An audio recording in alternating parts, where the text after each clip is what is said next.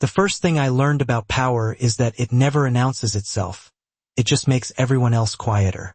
The Plaza Hotel didn't feel like a building that night. Felt like a held breath. Crystal chandeliers spilled warm gold light across marble floors polished so perfectly they reflected the people walking over them like ghosts trying to keep up with their own lives. I moved through it all in shoes that had started to split at the seams, balancing a silver tray that weighed more with every step, not because of the champagne flutes, but because of the pressure to not drop a single one. $12 an hour, plus tips if the guests remembered I existed. $38,000 in student loans sitting quietly in my inbox like a second heartbeat I couldn't ignore. Rent due in 11 days. Brooklyn wasn't forgiving. Not to people like me.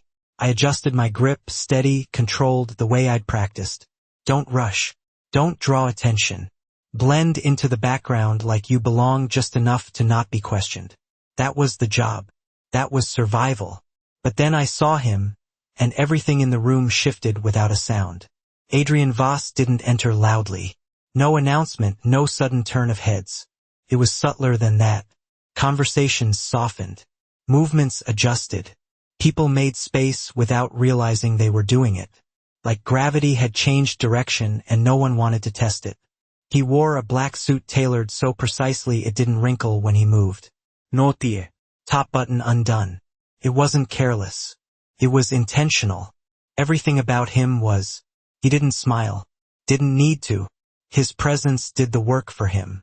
I had served CEOs, hedge fund managers, men who talked about money like it was oxygen, but this was different.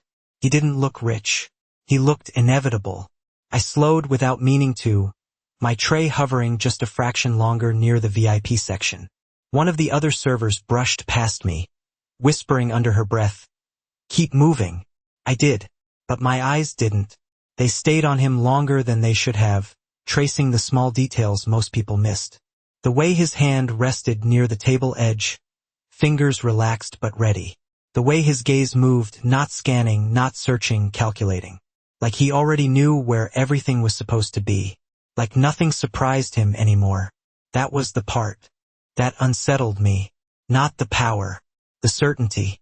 I turned away before I could be noticed, stepping toward the terrace corridor where the air was cooler, quieter, easier to breathe.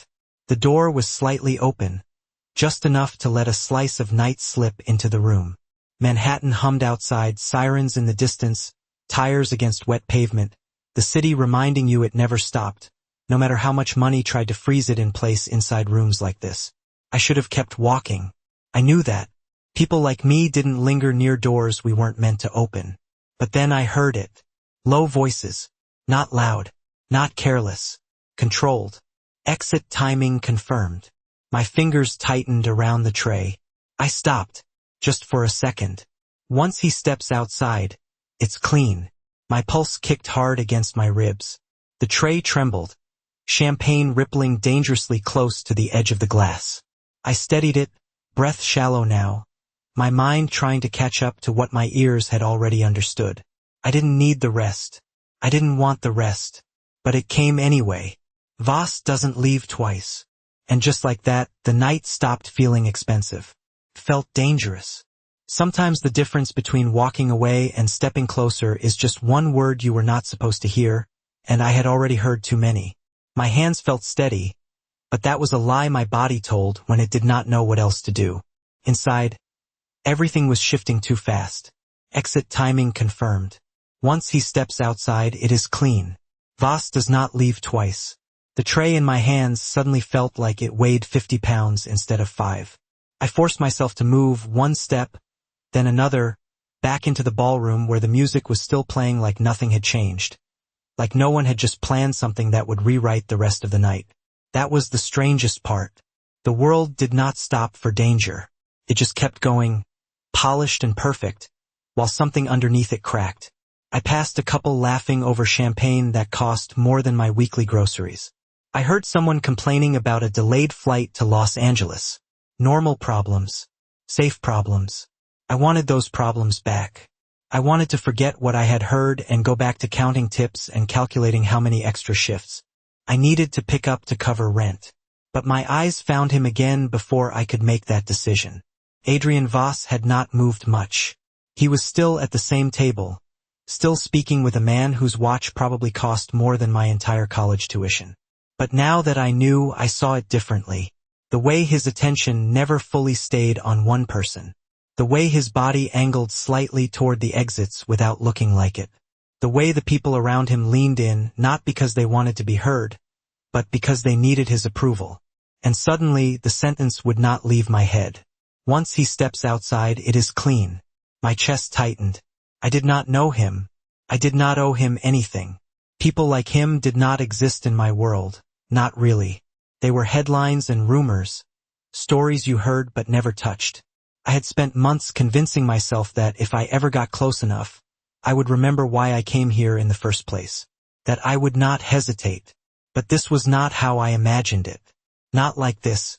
Not with a decision that felt like it had a clock ticking behind it.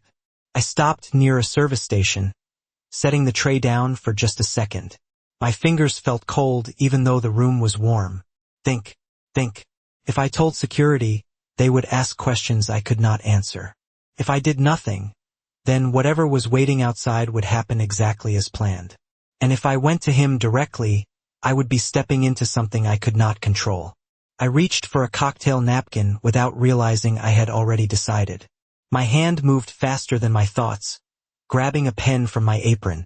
The words came out sharp, uneven, like they had been waiting for me to admit them. Your fiancé sold you out. They are waiting outside. I stared at it for half a second, my breath catching. This was not small anymore. This was not a mistake I could laugh off or explain away. This was a line I could not step back across once I crossed it. Somewhere behind me, a glass shattered, and people turned for a moment, distracted. It was enough. I folded the napkin once, then again, pressing it flat between my fingers like that would somehow make the decision feel smaller. It did not. My heart was beating too fast now, too loud, like it was trying to warn me about something I had already chosen to ignore. I picked up the tray again, steady this time, and turned toward his table. Every step felt longer than the last. The distance between us was not more than 20 feet, but it stretched in a way that made me feel like I was walking into something that had been waiting for me long before tonight. I told myself I was just doing my job. Serve the table. Do not draw attention. Do not make a scene. But that was not true anymore. Not after what I had heard. Not after what I had written. As I got closer, one of the men near him glanced at me, quick, assessing, noticing everything. I lowered my gaze just enough to look like I belonged there, like I was invisible in the way people like me were supposed to be. But I was not invisible anymore. Not tonight. Tonight, I was carrying something that could change everything. And the closer I got to Adrian Voss, the more I realized something I should have understood sooner. This was not about whether he would believe me.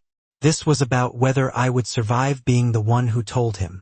There is a moment right before you do something irreversible when the world becomes unnaturally clear, like every sound sharpens just to remind you that you can still turn back, and I felt that moment stretch with every step toward his table. The tray in my hands was steady again, perfectly balanced, the way I had trained myself to move through crowded rooms without drawing attention. But my focus had narrowed to a single point, the space directly in front of Adrian Voss. I could hear the faint clink of silverware, the soft hum of conversation, the distant swell of strings from the quartet, but all of it felt distant, like it was happening behind glass. One of the men at his table shifted slightly as I approached, his eyes flicking to me for less than a second, but it was enough to make it clear that nothing near Adrian Voss went unnoticed. I lowered my gaze just enough, letting my posture say I belonged here, just another server doing her job, just another invisible piece of the room's machinery. My heart disagreed. It was beating too fast, too loud, like it was trying to break out of my chest before I reached him. I stopped at the edge of the table, the exact distance that kept me within reach but not intrusive, and began placing the glasses down one by one with controlled precision. No sudden movements. No hesitation. Just routine. Adrian did not look at me at first. He was listening to the man across from him, his expression unchanged, calm, unreadable, like whatever was being said did not require effort to process. That was the terrifying part. Nothing about him looked reactive. Everything looked decided. I moved closer, just enough that I could feel the subtle shift in attention from the others at the table, the way conversations adjusted without fully stopping. This was it. There would not be another chance. I picked up the final glass, stepping into his space just enough to justify the movement, and as I placed it down, I let the folded napkin slide into his hand, quick, deliberate, hidden by the motion of service. For a fraction of a second, our fingers touched. His hand was warm, steady, completely still, like it had been waiting for something exactly like this. My breath caught, but I did not stop moving. I pulled my hand back immediately, lowering my gaze again, already turning slightly as if to leave, as if nothing had happened. That was the plan. Do not linger. Do not draw attention. Do not give anyone a reason to question what just happened. But before I could take a full step away, I felt it. Not movement, not sound. Tension. Adrian Voss looked at me. I did not need to see it to know. It was the kind of presence you felt before you confirmed it, like standing too close to the edge of something you could not see the bottom of. Against every instinct telling me to keep walking, I glanced up, just for a second. His eyes were already on me. Not confused, not surprised, focused, direct, as if he had been expecting a disruption and was now deciding what to do with it. There was no question in his expression, only assessment. Who are you? Why now? What does this mean? All of it asked without a single word spoken. I forced myself to look away first, breaking the moment before it could become something else, something dangerous in a different way. I stepped back, turning fully this time, moving away from the table with the same controlled pace I had used to approach it, but everything inside me felt different now, like I had just crossed into a place I could not map. I made it 3 steps before curiosity pulled at me harder than fear. I should not look back. I knew that, but I did anyway. Adrian had already opened the napkin. His gaze dropped to the words, scanning them once, slow, deliberate, and then something happened that unsettled me more than any reaction would have. Nothing. His expression did not change. Not a flicker. Not a tightening of the jaw. Not even a pause in his breathing. He folded the napkin again with the same care I had used, slipped it into his jacket pocket, and returned his attention to the conversation like it had never been interrupted. Like I had never been there. My stomach dropped. That was not relief. That was worse. Because it meant one of 2 things. Either he did not believe me, and I had just risked everything for nothing, or he did believe me, and whatever came next was already in motion. And somehow, I knew which one scared me more. The most dangerous thing about silence is not what it hides. It is what it confirms. And as I moved away from his table, I could feel that silence settling into something heavier than before. Adrian Voss had read the note, and nothing about him had changed, which meant everything had. I returned to the service station on instinct, my hands moving automatically as I picked up another tray, refilled glasses, adjusted linens that did not need adjusting, anything to make it look like I was still part of the rhythm of the room. But I was not. Not anymore. Every second stretched tighter, thinner, like something was about to snap and no one else could hear it yet. I kept my head down, but my attention stayed fixed on him across the ballroom, tracking without staring, watching the way he continued his conversation as if the night had not just shifted under his feet. The man across from him laughed at something, leaning back in his chair, completely unaware that the timing of his laughter felt wrong now, like it belonged to a different version of this night, one where nothing was about to happen. Adrian did not laugh.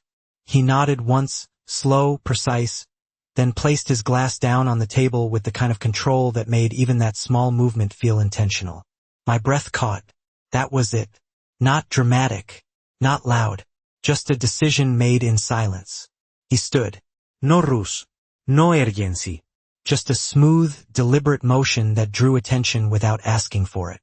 Conversations near him softened again, people adjusting instinctively, making space as he moved. I watched his path without meaning to, my pulse climbing as he walked toward the exit exactly like the voices had described. Once he steps outside, I felt my fingers tighten around the tray again, the edges pressing into my palm hard enough to ground me. This was the moment. This was the point where whatever I had done either mattered or it did not. A server brushed past me, muttering something about table 12 needing another bottle, but I barely heard her. My focus was locked on the tall glass doors leading out to the terrace, the reflection of the chandeliers flickering across them like something unstable. Adrian reached the doors and paused, just for a fraction of a second. It was so slight that anyone else would have missed it. A hesitation that was not hesitation. A calculation. His hand lifted, resting briefly against the handle, and in that moment something shifted again, something I could not fully explain but felt all the way down to my spine. He knew. I did not know how I knew that, but I did. The stillness around him was too controlled, too exact, like a line had been drawn and everyone else was just now catching up to it. He pushed the door open and stepped outside. The glass closed behind him with a soft, final sound that felt louder than it should have. I stopped breathing. 1 second. 2. 3. Nothing. No sudden movement. No raised voices. No sign of anything breaking through the polished surface of the night. Around me, the gala continued as if the doors had not just closed on something important. Someone asked for more champagne. A woman adjusted her bracelet under the light. The quartet played on without missing a note. It was wrong. All of it felt wrong. If something had been waiting outside, it should have happened by now. It should have broken through the illusion, disrupted the room, forced everyone to acknowledge what I had heard. But there was nothing. Just silence. My chest tightened, confusion mixing with something colder. Did I misunderstand? Did I hear it wrong? Or worse, had I just inserted myself into something I was never meant to understand? I took a step toward the corridor without realizing it, my body pulling me closer to the edge of whatever was unfolding beyond those doors. I should not go near it. That was the smartest choice. Stay inside. Stay invisible. Let whatever this is play out without you. But my feet did not listen. They moved anyway, slow, careful, keeping to the edge of the room, staying out of direct sight while closing the distance to the terrace. The closer I got, the more I felt it again, that shift in the air, like the temperature had dropped just enough to notice. I reached the door and stopped just short of opening it, my hand hovering near the handle but not touching. My reflection stared back at me in the glass, pale, focused, already too involved. And in that reflection, I saw something behind me that made my breath catch all over again. Adrian Voss was already walking back inside. Not rushed, not shaken, completely composed. Like whatever had been waiting for him outside had not caught him off guard at all. Like he had walked into it on purpose. The moment he walked back in, I realized something worse than being wrong had just happened. I had been late to something that was already planned. Adrian Voss did not look like a man who had just avoided danger. He looked like a man who had confirmed it. There was no tension in his shoulders, no urgency in his pace, no glance over his back to check if anything followed him in. He moved through the doors like he owned both sides of them, like outside and inside were just different rooms under the same control. My hand dropped from the handle before I even realized I had been holding it there, and I stepped back instinctively, creating distance without knowing why. He did not look at me immediately, which somehow made it worse because it meant I was not the center of what just happened. I was just a piece of it. A small one. That understanding settled heavy in my chest as he walked past me, close enough that I could catch the faint scent of something clean and expensive, something that did not belong to my world at all. He did not slow down, did not acknowledge me, but as he passed, his voice, low and controlled, cut through everything else. Next time, do not hesitate. I froze. The words were quiet enough that no one else reacted, but they landed like something deliberate, something placed exactly where it needed to be. He knew it was me. Of course he knew. My throat tightened as I turned slightly, watching him continue into the room like nothing had broken the surface of the night. But now I could see it. The difference. It was subtle, almost invisible, but once you noticed it, you could not unsee it. The men who had been near him earlier were no longer standing in the same positions. 2 had shifted closer to the exits. 1 stood near the bar, his posture relaxed but his attention sharper. Another had disappeared entirely. The room had not changed, but the pattern had. and Adrian Voss was at the center of it. He returned to his table, picking up the thread of his previous conversation without missing a beat, as if the last few minutes had been nothing more than a brief interruption. The man across from him smiled again, unaware, continuing whatever discussion they had been having, but now I noticed how Adrian listened differently. Not distracted, not divided, focused in layers like he was hearing more than one conversation at once. Like the room itself was speaking to him and he understood every word. My pulse had not slowed down. If anything, it had settled into something deeper, something colder. This was not over. It had not even started the way I thought it would. I moved back toward the service station, forcing my hands to stay busy. To give myself something to hold onto that felt normal. Stack glasses, wipe surfaces, adjust napkins. But my mind stayed fixed on what I had just seen. The trap had been real. The danger had been real. But he had walked into it like it belonged to him. And then there was what he said. Next time, do not hesitate. It was not a thank you. It was not a warning. It was something in between, something that acknowledged what I had done without reducing it to something simple. It meant he had expected hesitation. It meant he had calculated for it. And it meant that whatever came next would not allow for it again.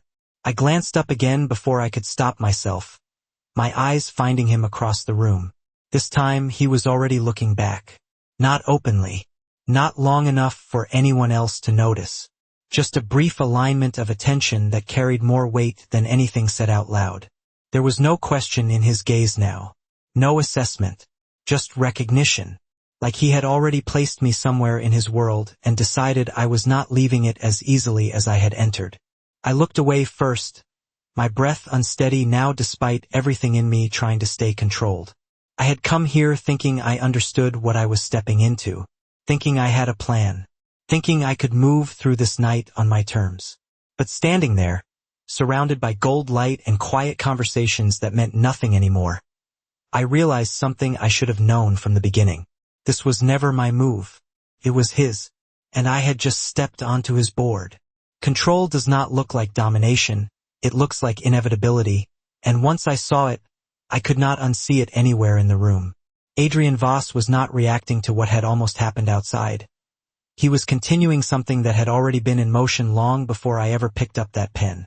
The realization settled into me slowly, like cold water seeping through fabric, unavoidable and precise. I had thought I interrupted something.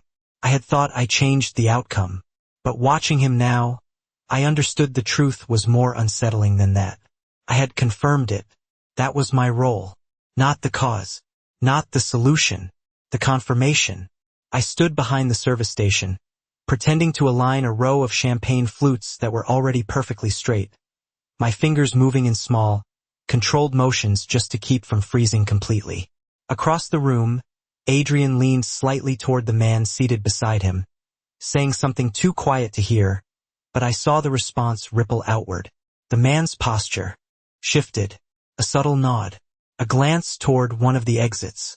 It was like watching signals pass through a system that did not need words. Everything was already understood. Everything was already placed. And then I noticed something else.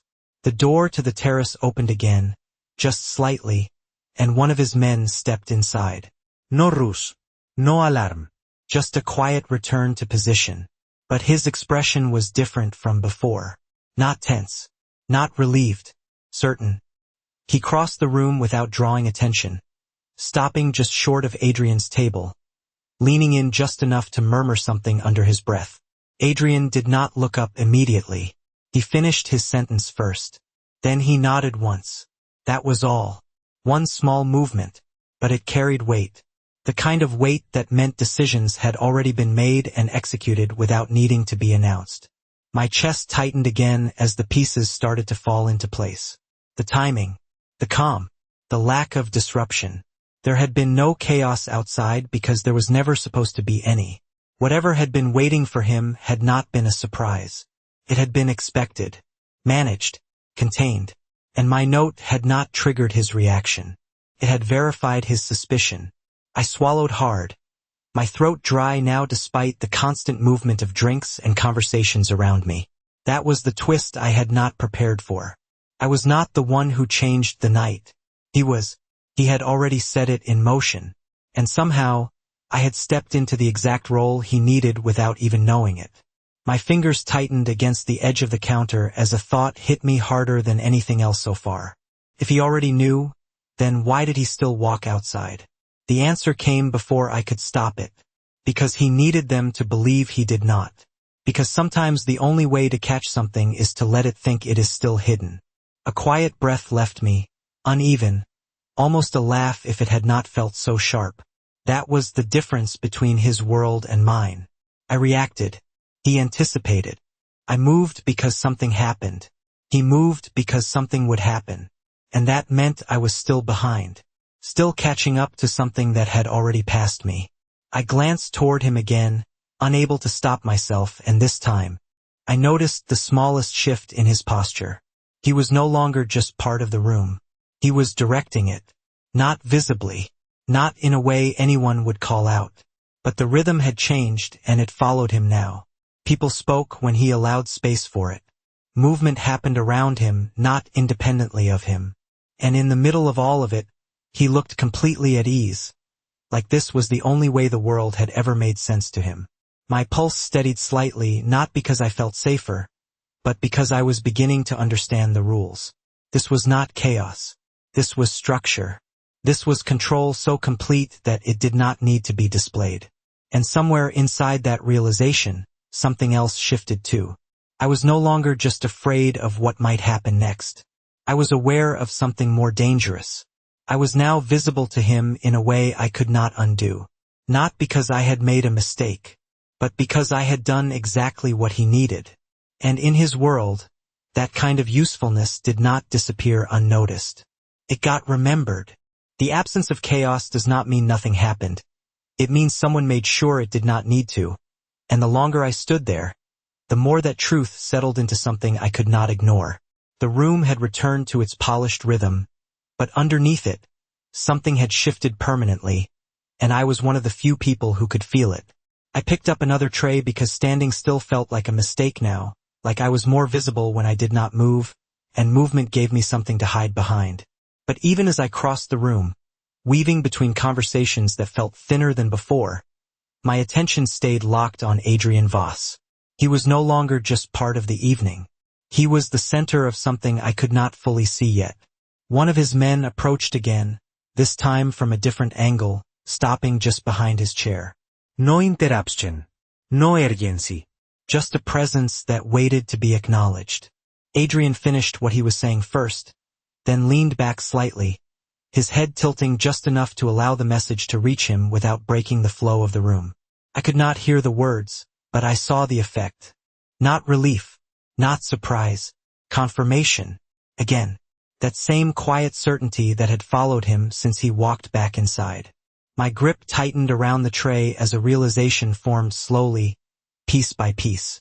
Whatever had been set up outside was not just intercepted. It was understood, mapped, and now it was being traced backward. I watched as Adrian reached for his glass, not to drink, but to pause, to give himself a moment that looked casual but felt deliberate. His fingers rested against the rim, his gaze lowering just enough to suggest thought without revealing it. Then, quietly, without raising his voice or shifting the atmosphere of the room, he spoke. I could not hear the full sentence, but I caught enough as I passed closer, just a fragment carried between movements. Not the ones outside. My breath caught slightly. He was not interested in who had been waiting. He was interested in who had sent them. That was the difference. One was noise. The other was intention. And intention was what mattered to someone like him. The man beside him nodded once, sharp and immediate, then stepped away, disappearing into the flow of the crowd like he had never been there. Orders given. No repetition. No confirmation needed. I felt something tighten in my chest again. Not panic this time, but something sharper. Awareness. This was not over. It had simply changed direction.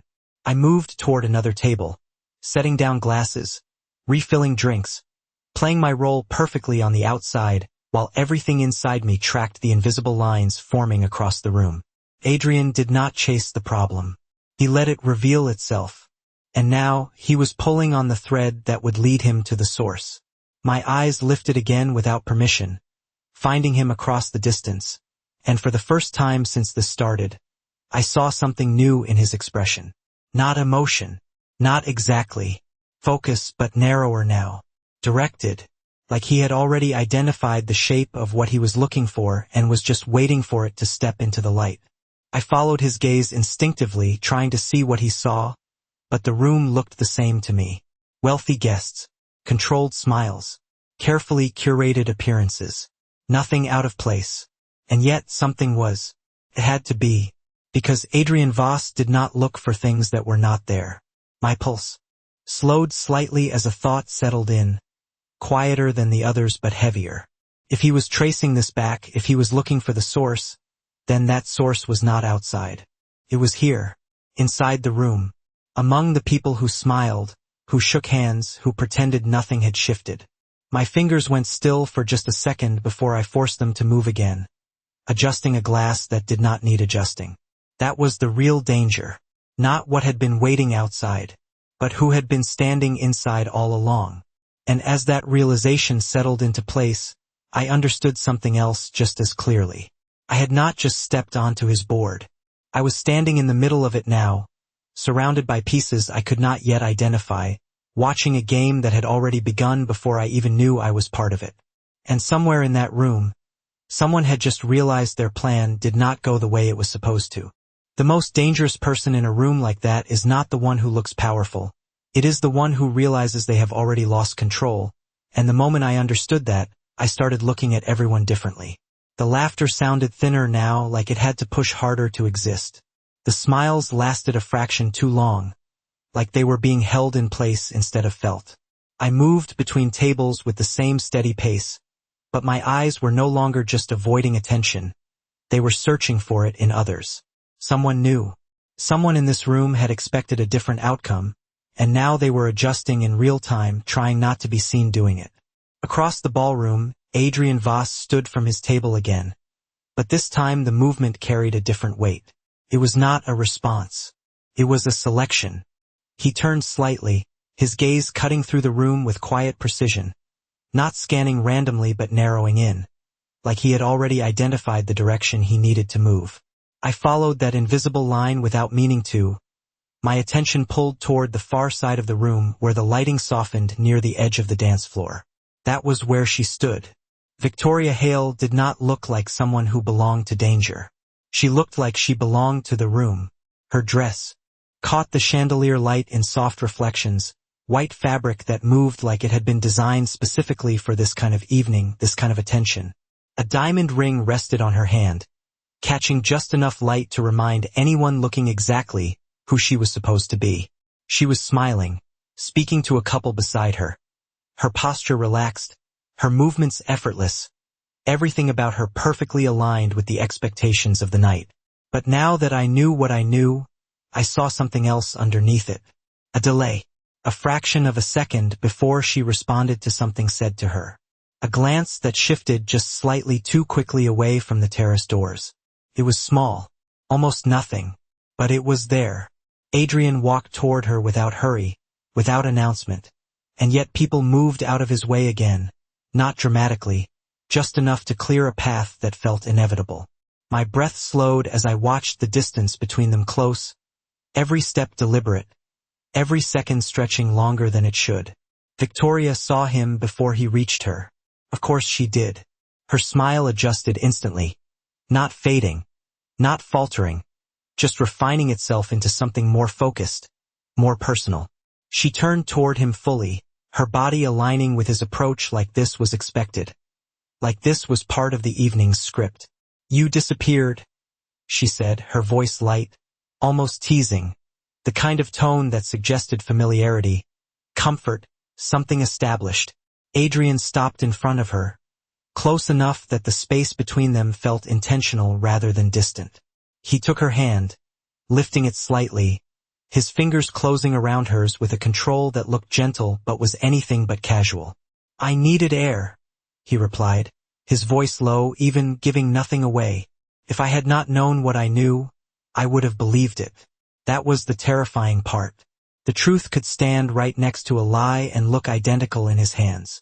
Victoria's gaze held his, searching for something, maybe confirmation, maybe reassurance, maybe something else entirely. "And did you find it?" she asked.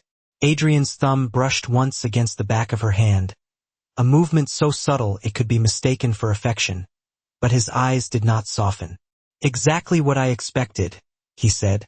The words landed between them with a weight that only one of them seemed to fully understand. Victoria's smile did not disappear, but something beneath it shifted, tightening just enough to be felt rather than seen. For a brief second, the perfect surface cracked. And then it was gone again, smoothed over with practiced ease.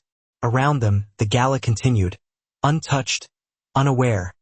But I could feel the tension now, sharp and quiet, like a wire pulled too tight. This was not a confrontation. Not yet. This was something more precise. A test. A confirmation.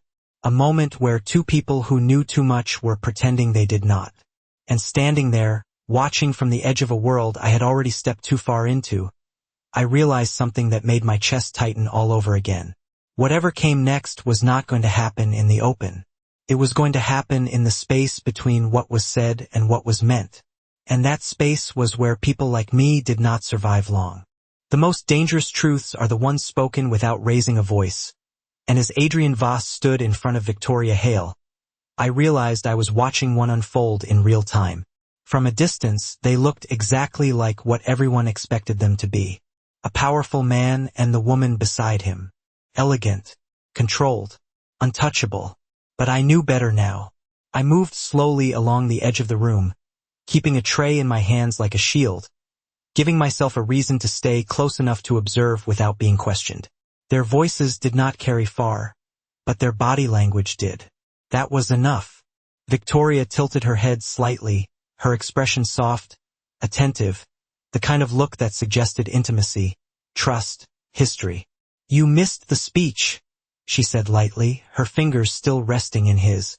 Adrian did not release her hand, but his grip did not change either. It remained steady, measured, like he was holding something in place rather than holding on to it. "I heard enough," he replied. His tone was even, but there was something underneath it now, something sharper like a blade hidden inside silk. Victoria's eyes searched his face for a fraction longer this time. "You always do," she said, and for a second, the words sounded like admiration. But then I saw it again. That delay, that calculation. She was not just speaking. She was measuring. Adrian stepped closer, closing the space between them. In a way that would look intimate to anyone else, but from where I stood, it felt like containment. His voice dropped lower, too quiet for anyone nearby to catch, but I was close enough now to hear just enough. "We need to talk." It was not a suggestion. It was not even a request. It was a direction disguised as something polite. Victoria's smile did not disappear, but it changed. Not visibly. Not enough for anyone watching casually to notice. But I had been looking for it. Waiting for it. There was tension now beneath the surface, like something pressing outward against control. "Now?" she asked, her tone still smooth, still composed, but not as effortless as before. Adrian's gaze did not leave hers. "Now," he said, a single word. Final. For a moment, neither of them moved. The room continued around them, laughter rising, glasses clinking, the illusion holding strong for everyone else. But inside that small space between them, something had already shifted beyond repair. Victoria exhaled slowly, a breath that looked like nothing but felt like everything. Then she nodded once, small, precise. Agreement. Or surrender. It was impossible to tell which. They turned together, not toward the main exit, but toward a quieter corridor near the edge of the ballroom, a path less visible, less observed. I hesitated for half a second, every instinct telling me to stay where I was, to let this unfold without me, to step back into the safety of being unseen. But that instinct was already too late. I had crossed that line the moment I wrote the note. My feet moved before I fully decided to follow, slow, careful, keeping enough distance to avoid attention while staying close enough to not lose sight of them. They disappeared into the corridor, the noise of the gala fading slightly as the door closed behind them. I stopped just short of the entrance, my pulse steady but heavy, like I was standing at the edge of something I could not take back. This was where the truth would surface. Not in the open, not in front of witnesses, but in the quiet, controlled space where there was no need to pretend. I should not be here. I knew that, but I also knew something else just as clearly. Whatever Victoria Hale was about to say would not just explain what happened tonight. It would explain everything that came next. And for reasons I could not fully justify anymore, I needed to hear it. Truth does not explode when it arrives. It settles into the room like something inevitable. And as the door closed behind Adrian and Victoria, I realized I was about to hear the kind of truth that changes everything without raising its voice. I moved closer to the corridor, each step careful, controlled, my tray now just a prop I barely noticed. The noise from the ballroom softened behind me, replaced by a quieter space where footsteps echoed just enough to remind you how alone you were. I stopped just before the corner, close enough that their voices carried, but far enough that I could still disappear if I needed to. For a moment there was silence. Not empty, tense, measured. Then Adrian spoke, his voice lower than before, stripped of anything unnecessary. Say it. 2 words. Direct. Final. No room for deflection. Victoria did not respond immediately. I could hear her breathing, controlled but uneven in a way that did not match the composure she had worn in the ballroom. When she finally spoke, her voice was softer, but not weak. You already know. Adrian did not hesitate. I want to hear you say it. There was a pause, longer this time, stretched thin between them. When she spoke again, the words came out steady, but something underneath them cracked just enough to be real. I told them when you would step outside. The sentence landed without drama, without volume, but it carried more weight than anything else that had happened tonight. My grip tightened slightly on the edge of the tray as I listened, my breath shallow now, controlled only because I forced it to be. Adrian did not react immediately. No raised voice, no sudden movement, just silence again, heavier this time, like something had settled into place exactly where it was expected to. Why? He asked. One word. Not emotional, not accusing, just precise. Victoria exhaled slowly, and when she answered, her voice changed. Less polished, less practiced. Because I did not have a choice. Adrian's response came just as quickly. Everyone has a choice. The corridor felt smaller suddenly, like the space between them was pulling everything inward. Victoria let out a quiet breath, almost a laugh, but without humor. Not this time. Another pause. Then quieter, sharper, like she was forcing the words out before she lost the ability to say them. They have Lucas. Everything in me stilled. The name hung in the air, unfamiliar to me, but clearly not to him. This time Adrian reacted, not visibly, not in a way anyone passing by would notice, but I heard it in the shift of his breath. The first break in control. Small, controlled, but real. That is not possible, he said, and for the first time, there was something beneath his voice that had not been there before. Not fear. Something closer to disbelief. Victoria stepped closer, her heels barely making a sound against the floor, but I could hear the urgency now in her voice, the part she had hidden until this moment. It is. They showed me proof. They said if I did not cooperate, he would not make it through the night. The words came faster now, less controlled, more real. I did not have time to verify. I did not have time to tell you. They were watching everything. Adrian did not interrupt her. He let her speak, let the explanation unfold, but the silence that followed was different now. Not empty, calculating.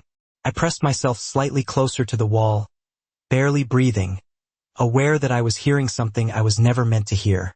This was not just betrayal. This was something more complicated, something layered. You expect me to believe, Adrian said slowly, that you chose them over me because of a threat you did not confirm. Victoria's voice dropped, quieter now, but sharper. I chose survival. Yours. His. Mine. There was no version of this where I win, Adrian. There was only a version where you might. The corridor fell silent again, but this time, it was not tension. It was something else. A shift. A recalculation. And standing there, pressed against the edge of a world I did not belong in, I realized the truth had just changed shape. This was not a simple betrayal. It was a move inside a game that had more players than I could see. And somewhere beyond this conversation, someone else had already made the first move. The moment a lie is forced into the light, it does not disappear. It transforms into something more dangerous, and as silence settled again between Adrian and Victoria, I realized the truth had not ended the game, it had expanded it.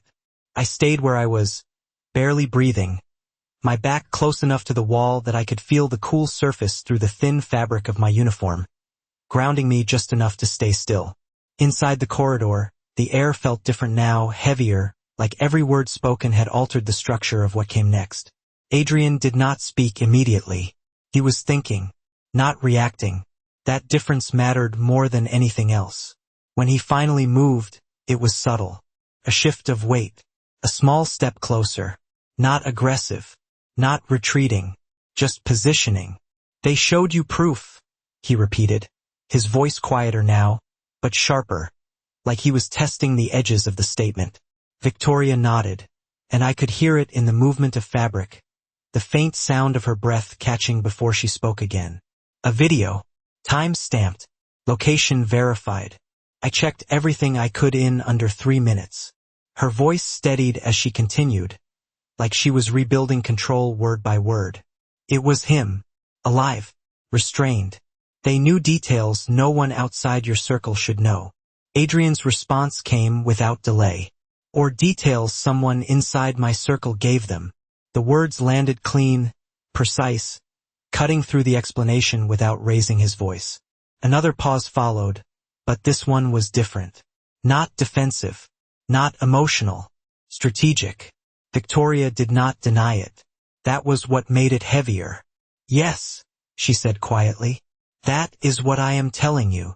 My pulse slowed, not from calm, but from clarity. This was not about whether she betrayed him. That part was already done. This was about where the betrayal actually began. Adrian exhaled slowly, a controlled release, like he was adjusting something internal rather than expressing anything outward. Lucas does not get taken, he said, more to himself than to her. He plans. He prepares. He anticipates. There was no anger in the statement, just logic. Victoria stepped closer again, her voice lower now, almost urgent. Then this was planned. From the inside. Before tonight. Adrian did not respond immediately, but I could feel the shift in the silence again. Not confusion. Alignment. Pieces falling into place. He has been moving assets, Adrian said finally, his tone flattening into something colder. Small transfers. Quiet changes. I noticed patterns, but not the intention. Victoria's voice softened, but it did not lose its edge. And now you see it. Another pause. Then Adrian answered, and this time, there was no doubt in his voice at all. Now I see who benefits. The words settled into the space between them, final in a way that did not need to be explained further. I swallowed hard, the implications settling into me just as clearly as they had into him. This was not about an outside enemy anymore. This was about someone who already knew how his world worked. Someone who had grown inside it. Someone who knew exactly where to apply pressure. Victoria spoke again, quieter now, but steady. If it is him, then this was never about tonight. This was about forcing you into a position where you would have to choose. Adrian's answer came just as quietly. I do not choose under pressure. It was not a statement of confidence. It was a rule. And rules like that did not break easily. The corridor fell silent again, but this time it felt resolved in a different way. Not finished, but redirected. The focus had shifted. The target had changed. And standing there, hidden just outside their line of sight, I realized something that made my chest tighten all over again. The danger was not over. It had just moved closer. Because if the threat was not outside the building, if it was not even the people who had been waiting in the shadows, then it was something much harder to see. Something already inside the structure of everything Adrian Voss controlled. And if he had just identified it, then the next move would not be about defense. It would be about response. And people like me did not usually get to stand nearby when that happened. There is a moment when everything you believed you understood collapses quietly, not with noise, not with chaos, but with clarity. And as I stood there listening, I realized I was no longer watching a story unfold. I was standing inside one that had already begun long before I arrived. The silence between Adrian and Victoria had changed again, no longer sharp or uncertain, but structured, like something had been decided without needing to be spoken out loud. Adrian moved first, not away from her, but past her. A subtle shift that broke the symmetry of their stance and redefined the space between them. He was not reacting to her anymore. He was moving forward with what he had learned. "They needed you to deliver me into position," he said, his voice calm, almost distant now, like he was speaking from a place already beyond this moment. "Not to eliminate me, to confirm I would follow the pattern." Victoria did not interrupt. She let him finish, her posture still composed, but the tension in her voice when she answered gave her away. "And you did." Adrian nodded once, not in agreement but in acknowledgement of the logic. "Because I needed them to believe I would." The words settled into the air with a quiet finality that shifted everything again. I felt it in my chest before I fully understood it. This had never been about catching him off guard. It had been about measuring him, testing whether he still moved the way they expected, whether he could still be predicted. Victoria's breath caught slightly before she spoke again. "Then you walked into it on purpose." Adrian's answer came without hesitation. "Yes." No pride. No hesitación. Just truth. I pressed my hand lightly against the wall beside me, grounding myself as the realization unfolded piece by piece. He had not been saved by chance. He had allowed the situation to reach that point, allowed it to reveal itself, and my note had not changed his path. It had confirmed he was right to take it. That was the difference. I was not the reason he survived. I was the reason he knew who to trust for a fraction of a second. And that fraction had mattered. Victoria stepped closer again, her voice quieter now, but more urgent. "If this is Lucas, then he is not just testing you. He is building something." Adrian turned slightly, not fully facing her anymore. His gaze angled toward the far end of the corridor, like he was already looking beyond this conversation. "He already has," he said. The certainty in his voice made something inside me tighten.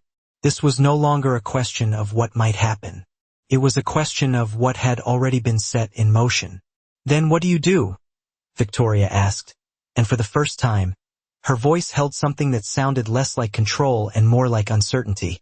Adrian was quiet for a moment, and in that silence I felt something shift again, something deeper than before.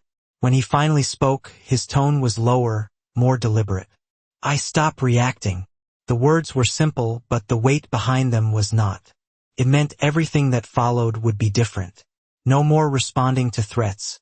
No more waiting for moves to reveal themselves. He would move first. Victoria's next words came softer, almost careful. "And me?" Adrian turned back toward her fully now, his expression unreadable again, the control returning to its original form, but not unchanged. "You made your move," he said, not accusing, not forgiving, just stating it. Victoria held his gaze, searching for something that was no longer there to find. "And now?" Adrian did not answer immediately. Instead, he looked at her like he was placing her somewhere new, not where she had been before, not where she expected to remain. "Now you wait," he said finally. The corridor fell quiet again, but this time it was not tension or uncertainty. It was transition. Something had ended. Something else had begun. And standing there, hidden just beyond the edge of their awareness, I understood something with a clarity that made my breath catch. I had come here thinking I was observing power. But power was not what I was seeing. This was something else. This was control adapting. And once it did, everything around it had to change with it, including me. The end of something does not always feel like closure. Sometimes it feels like stepping out of a room where the air was different and realizing you are not the same person who walked in. And as I stood there in the quiet corridor, I knew I could not go back to being invisible in the way I had before. Adrian did not look at me when he moved toward the exit of the corridor, but he knew I was there. That was the part one had accepted now. There were no accidents in his world. No unnoticed details. If I had heard what I heard, if I had seen what I had seen, then it was because he allowed it to exist within reach. He stopped just before passing me, not close enough to draw attention, not far enough to ignore. "You stayed," he said, his voice low, controlled, not surprised. It was not a question.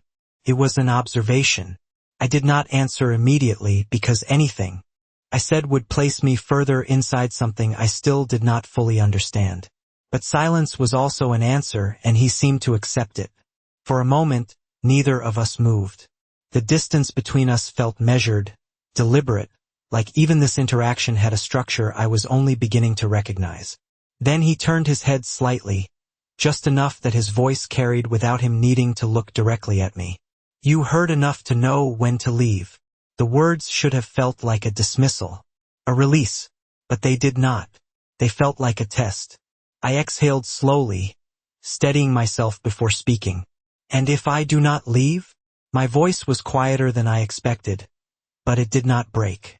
That mattered. Adrian's response came without delay. "Then you stay for the consequences." No threat, no raised tone, just a fact, delivered with the same calm certainty he had carried through the entire night. I understood then that he was not offering safety. He was offering clarity, the kind that came with a cost. I nodded once, more to myself than to him, and stepped back, creating space that felt like the first decision I had made on my own since this started. Adrian did not stop me. He did not watch me go. He simply continued forward, already moving into whatever came next, already beyond this moment in a way I could not follow. I turned back toward the ballroom, the sound of music rising again as the door opened, the world snapping back into place like nothing had shifted. But I could see it now, the subtle changes, the repositioned guards, the altered patterns, the invisible lines that had been redrawn while everyone else kept drinking and smiling. This place had not returned to normal. It had adapted, just like him. I moved through the crowd one last time, setting down the tray at the service station, removing myself from the rhythm I had been part of just hours ago. No one stopped me. No one noticed. And that was the final difference. I had spent the night trying to stay invisible. But now, invisibility felt like something I had lost. Outside, Manhattan air hit colder than before, sharper against my skin as I stepped onto the sidewalk. The city was still moving, still alive, still indifferent to everything that had just happened. Inside those walls, cars passed, lights shifted, people walked by without looking twice. It should have felt grounding, familiar, but it did not. I stood there for a moment, breathing it in, letting the noise of the city settle into me, trying to find the version of myself that had existed before tonight. But it was gone. Not completely, but changed. Because I had seen something I could not unsee. Power was not loud. It was not obvious. It did not need to prove itself. It moved quietly, precisely, and when it adapted, everything around it had to follow or be left behind. I had stepped into that world for a moment, just long enough to understand that it did not forget the people who crossed its path. And as I turned to walk away, one thought stayed with me, steady and unavoidable. I did not know if I had escaped his world, or if I had just been allowed to leave it, for now.